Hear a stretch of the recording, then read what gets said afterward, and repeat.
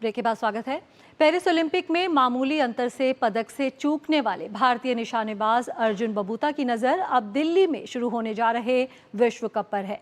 अर्जुन का कहना है कि पेरिस ओलंपिक से उन्हें बहुत कुछ सीखने को मिला और वे आगे भी इसी तरह मेहनत करते रहेंगे और उन्हें उम्मीद है कि मेहनत का फल उन्हें ज़रूर मिलेगा। आप देखिए अर्जुन बबूता के साथ हमारी एक खास बात। हमारी पूरी टीम को दीजिए अनुमति। नमस्कार। पेरिस ओलंपिक में भारतीय निशानेबाजों ने अपने प्रदर्शन से सभी को प्रभावित किया है और इस वक्त हमारे साथ हैं भारतीय निशानेबाज अर्जुन बबूता, जिन्होंने 10 मीटर एयर राइफल में शानदार प्रदर्शन करते हुए चौथा स्थान हासिल किया। अर्जुन, बहुत बहुत स्वागत है आपका। बहुत बहुत शुक्रिया हमारे साथ जुड़ने के लिए।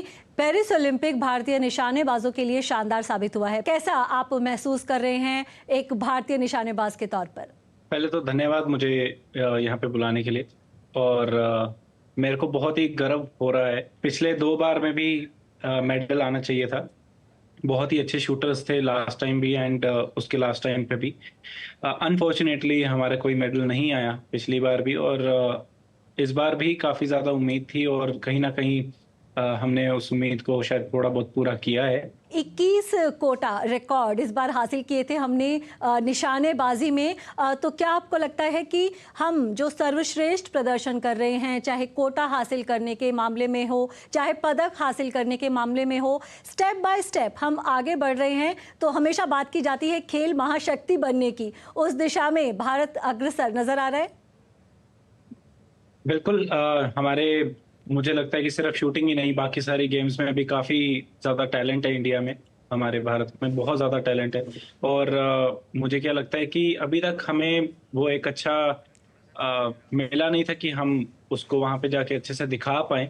लेकिन अभी दिखाना शुरू किया है एंड आगे जाते-जाते हम और ज़्यादा मेडल्स लेके आएँगे, ना कि ब्रॉन्ज़, बिल्कुल गोल्ड और सिल्वर यही मेडल्स हों, उसकी आशा है। ना ही सिर्फ शूटिंग से, बाकी अदर गेम्स से भी।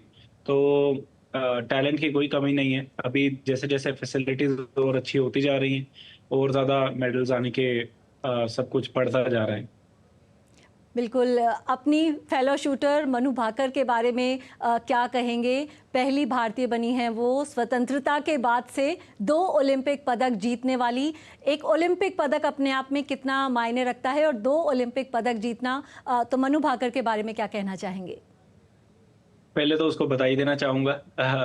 और बहुत ही ज़्यादा अच्छा खेला उन्होंने एंड काफ़ी ज़्यादा टैलेंटेड हैं। काफ़ी ज़्यादा उन्होंने पहले भी अपने आप को प्रूव किया है काफ़ी बड़े प्लेटफ़ॉर्म पे। एंड 2 पदक जीतना ओलंपिक जैसे खेल में, क्योंकि स्पोर्ट्स इवेंट किसी भी वर्ल्ड में सबसे बड़ा एक इवेंट ओलंपिक होता है। वहाँ पे 2 मेडल जीतना ही अपने आप में बहुत ज़्यादा बड़ी बात है। और इंडिया से हमारे इतने टाइम बाद 1947 के बाद पहली बार हमारे पास 2 मेडल आए हैं, वो भी सिंगल एथलीट से।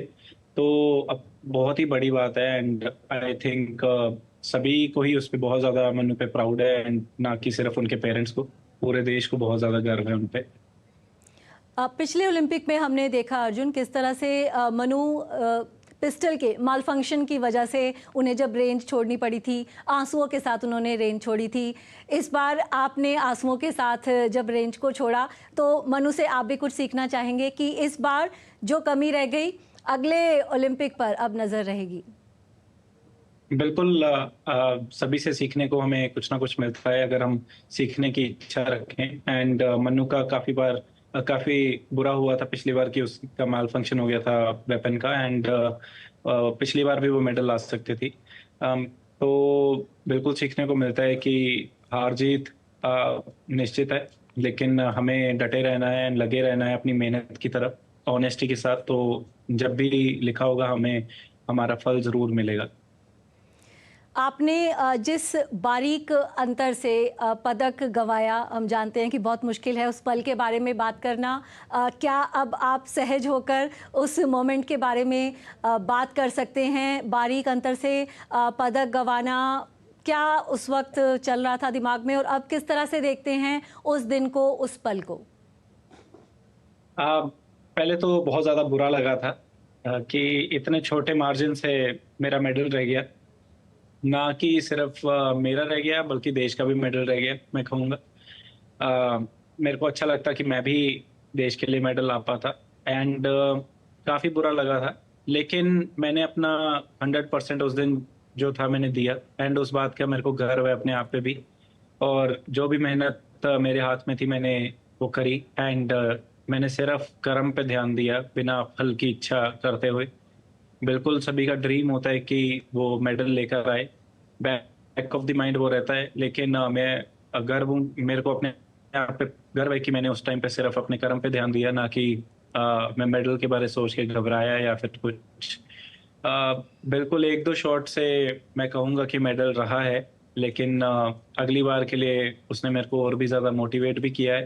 तो और मेहनत करेंगे एंड आएगा, भगवान देगा।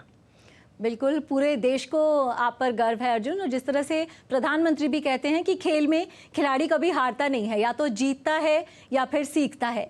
तो इस पेरिस ओलंपिक के अनुभव से आपने क्या सीखा है? आपके अंदर क्या परिवर्तन आए हैं इस पूरे अनुभव के बाद? सीखा काफी है कि पहले तो यही सीखा है कि मैं केपेबल हूँ। I am the best in the world. मैं किसी से कम नहीं, एंड हम भारतीय किसी से कम नहीं है। एंड और भी काफी सारी सीख हैं, लेकिन मैं सबसे ज्यादा यही रखता हूँ कि अ, अपने कर्म पे ध्यान दो, फल की इच्छा ना करो। अ, बाकी सब ऊपर वाले पे छोड़ दो।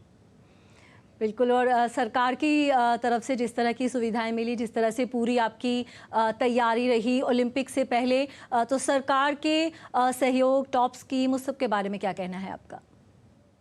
मैं बहुत ही धन्यवाद हूँ उनका, और बहुत ही ज़्यादा ग्रेटफुल हूँ उनको लेकर, क्योंकि अ, अगर वो ना होते तो मैं अपने, अगर कोई वेपन को मेरे को अपग्रेड करने के लिए जो अंतर्राष्ट्रीय मेरा सफ़र था वो ना हो पाता। मैं अपने एमिनिशन को टेस्टिंग के लिए जर्मनी ना जा पाता। तो ये सब चीज़ें काफ़ी ज़्यादा इनके लिए पैसे रिक्वायर्ड होते हैं। और मैं टॉप्स को इस चीज़ का श्रेय दूंगा, क्योंकि उन्होंने सारी इन चीज़ों का ख्याल रखा मेरे से, बल्कि पूछा खुद से ही कि आपको क्या चाहिए।